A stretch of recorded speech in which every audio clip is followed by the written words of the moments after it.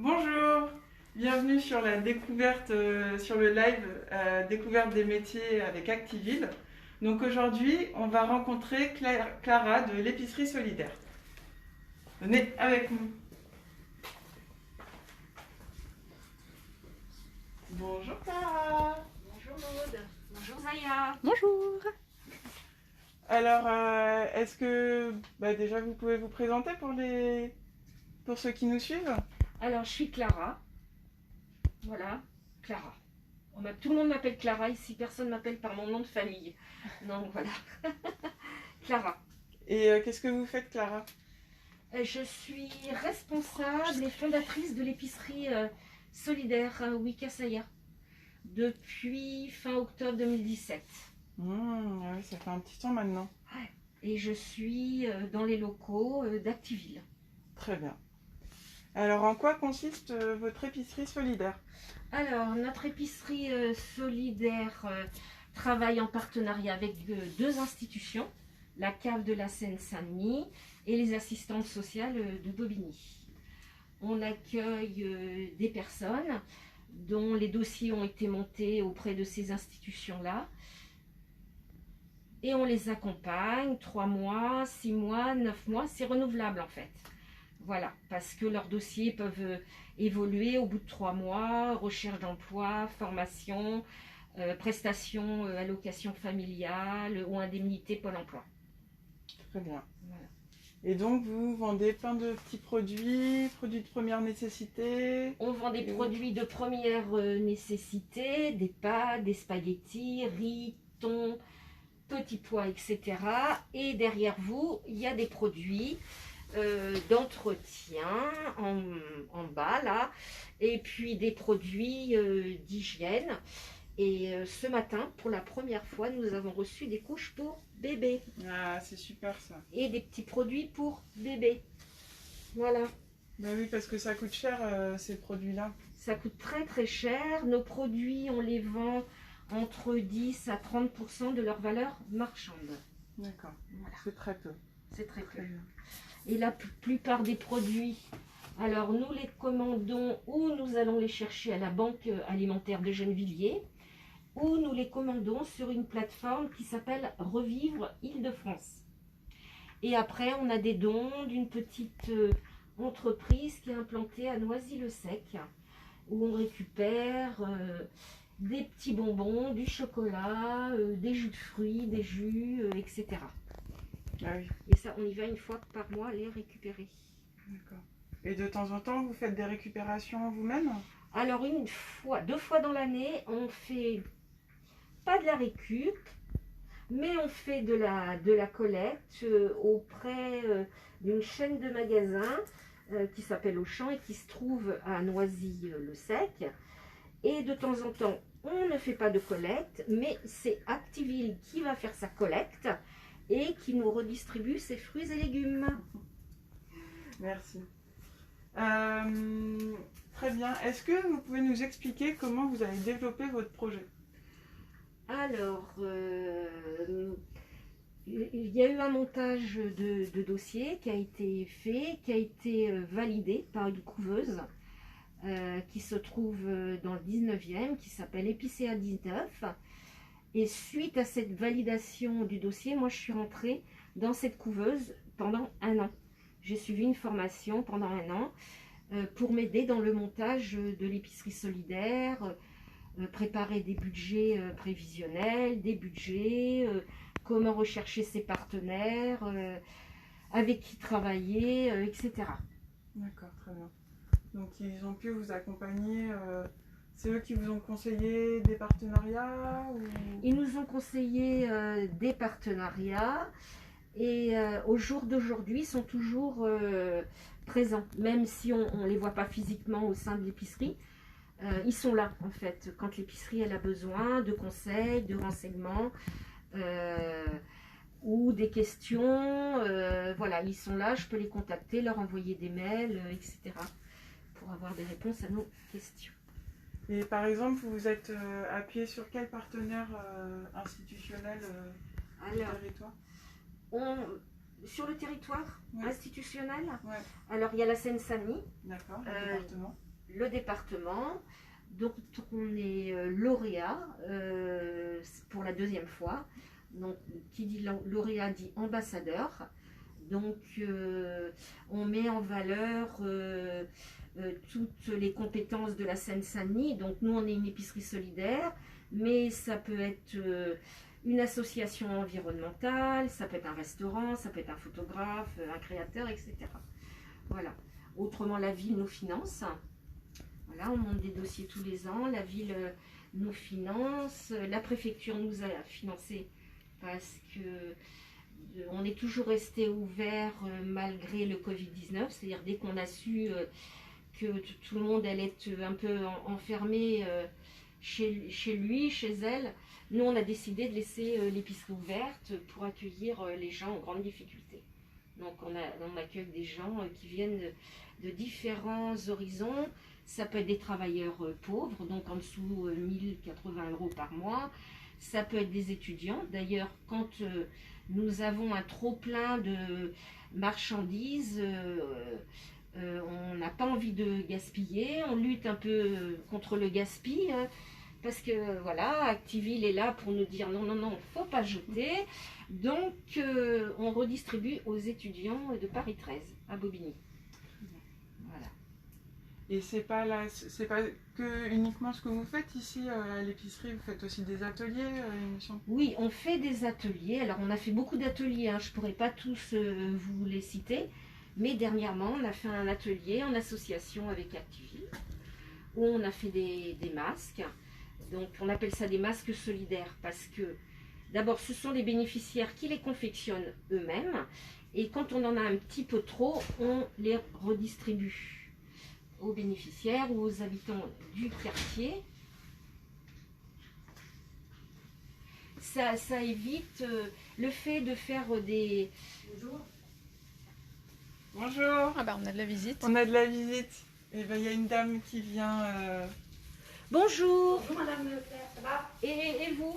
Ouais, ça va? Très bien. On vous fait attendre un petit peu? Oui, bien sûr. J'arrive. D'accord. Prenez votre temps. Par contre, il faut mettre votre nom à l'entrée.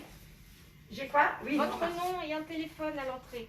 Sur la fiche de En cas où il y a un... Ah oui, Voilà. oui, bien sûr. Oui. C'est une traçabilité. Voilà. Donc il y a souvent des gens qui viennent à la fois acheter et puis à la fois venir faire des ateliers. Exactement. Donc voilà, pour revenir à ce qu'on disait, le dernier atelier, c'est en association avec Activille, qui est une association environnementale. Donc on voulait associer nos deux associations. Donc attention aux masques en papier, ne pas les mettre par terre, ne pas, voilà, parce que ça part à la mer. Et nous, pour les redistribuer en fait à nos bénéficiaires ou aux habitants du quartier. Voilà, donc on fait de la solidarité et on protège l'environnement. Oui, c'est sûr, parce que ce qui est aussi très important chez vous, c'est de rencontrer des personnes, passer des moments avec eux. Tout à fait, on passe... Alors l'épicerie en fait c'est qu'une vitrine. C'est pour faire venir les gens à nous, mais derrière il y a tout un travail qui est fait. On passe beaucoup de temps avec ces personnes. D'abord savoir comment elles vont psychologiquement, physiquement, leur recherche d'emploi, leur formation, etc. Donc voilà, on est vraiment dans le social parce qu'on passe beaucoup de temps avec ces personnes. Elles savent que si elles sont chez elles et qu'elles vont vraiment pas bien, elles peuvent appeler, venir prendre un café, un thé, échanger, partager, etc. Et c'est sûr que ça fait beaucoup de choses, beaucoup d'activités. Beaucoup d'activités, ouais. Ça serait quoi les difficultés de tenir une telle structure? Alors moi je vais parler pour nous, Épicerie Solidaire Wikasaya. La problématique c'est que, comme vous pouvez le voir, on a des tout petits locaux.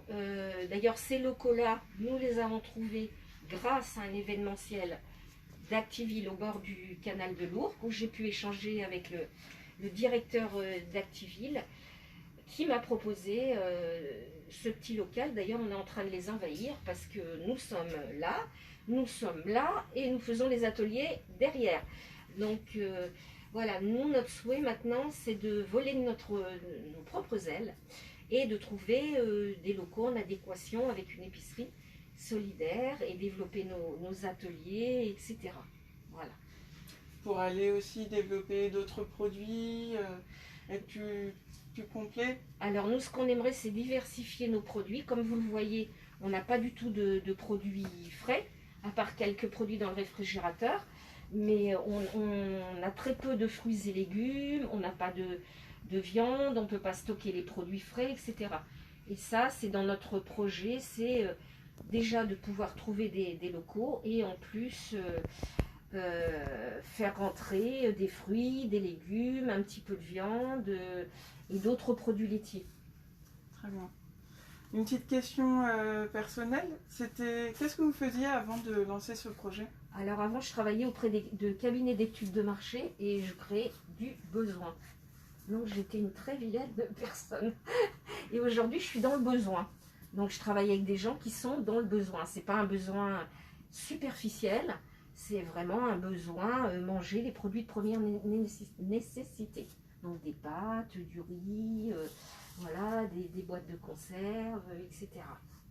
Et ça vous fait quoi de travailler maintenant dans une structure qui vous convient mieux?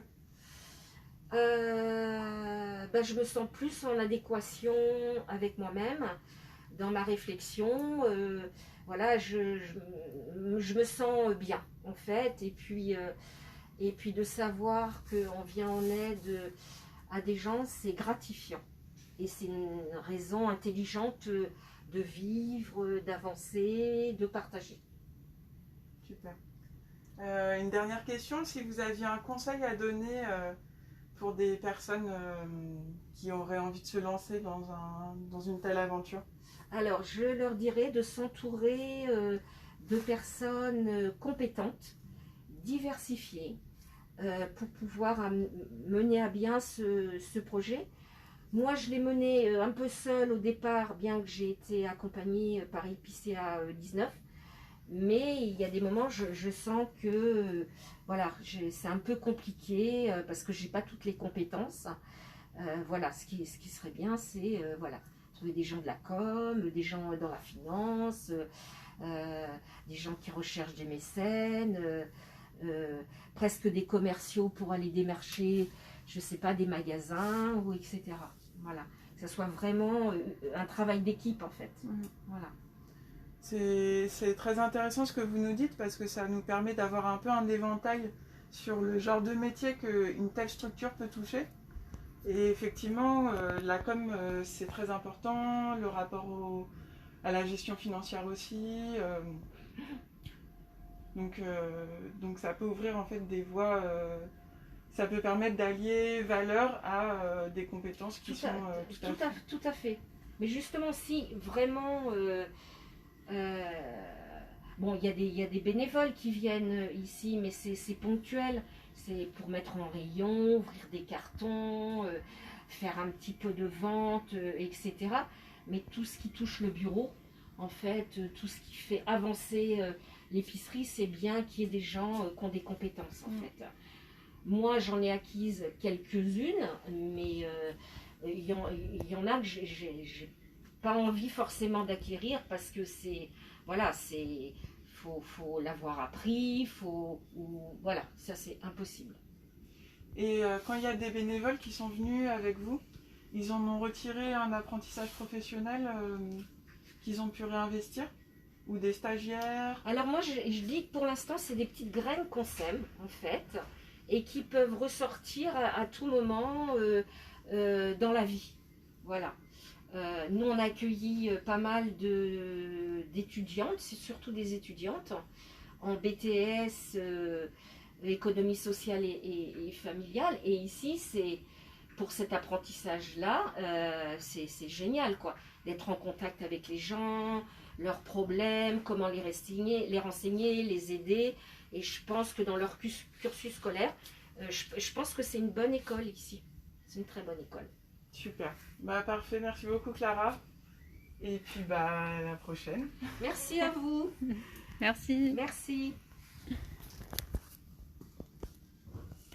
Alors, on voulait mettre fin.